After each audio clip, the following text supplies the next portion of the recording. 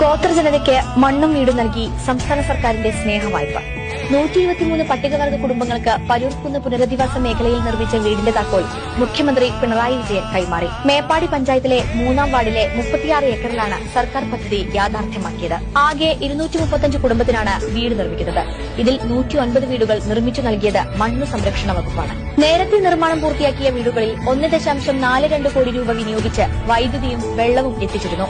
മേപ്പാടി, മുട്ടിൽ, മൂപ്പൈനാട് പഞ്ചായത്തുകളിലെ ഭൂരഹിതരായ കുടുംബങ്ങൾക്ക് 10 സെന്റിൽ 6 ലക്ഷം രൂപ ചെലവിലാണ് വീട് നിർമ്മിച്ചത്. 41.5 ലക്ഷം രൂപ വിനിയോഗിച്ചാണ് വൈദ്യുതി എത്തിച്ചത്. 1.04 കോടി ചെലവഴിച്ച് ജല അതോറിറ്റി മുഖേന കുടിവെള്ളവും എത്തിച്ചു. 10 ലക്ഷം രൂപ ചെലവിൽ എല്ലാ കുടുംബങ്ങൾക്കും 500 ലിറ്ററിന്റെ വാട്ടർ ടാങ്ക് നൽകും. മേഖലയിൽ വായനശാല, സാമൂഹിക പഠനമുറി എന്നിവ നിർമ്മിക്കാനും നടപടി തുടങ്ങിയിട്ടുണ്ട്. പുനരധിവാസ മേഖലയിൽ റോഡ് നിർമ്മാണം ഉടൻ ആരംഭിക്കും. 3-ാം ഘട്ടമായി പുനരധിവാസ മേഖലയ്ക്കുള്ളിൽ റേഷൻ കട, മാവേലി സ്റ്റോർ, അംഗൻവാടി, സ്ഥിരം ദുരിതാശ്വാസ ക്യാമ്പ്, കളിസ്ഥലം എന്നിവ നിർമ്മിക്കും. കൃഷി വകുപ്പിന്റെ നേതൃത്വത്തിൽ ഒരു പുരയിടത്തിന് 5 തെങ്ങിൻ തൈ, ബലവൃക്ഷ തൈ എന്നിവ നൽകും. പദ്ധതിയിലെ ഗുണഭോക്താക്കൾക്ക് കാരപ്പുഴ ഡാമിന്റെ ഭാഗമായി മത്സ്യബന്ധന, ടൂറിസം മേഖലയിൽ ജോലി ഉറപ്പാക്കുകയും ചെയ്യും. LDF സർക്കാരിന്റെ ജനക്ഷേമ പ്രവർത്തനങ്ങൾ കൂടുതൽ കരുത്തോടെ മുന്നേറുന്നതിന്റെ ഏറ്റവും പുതിയ ഉദാഹരണമാണ് പരൂർക്കുന്ന്. ദുരന്ത നിവാരണ, പുനരധിവാസ പ്രവർത്തനങ്ങളും വികസന പ്രവർത്തനങ്ങൾക്കുമൊപ്പം ജനക്ഷേമ പ്രവർത്തനങ്ങളും ഈ സർക്കാർ സജീവമായി മുന്നോട്ട് കൊണ്ടുപോകുന്നു എന്നും പരൂർക്കുന്ന് തെളിയിക്കുന്നു.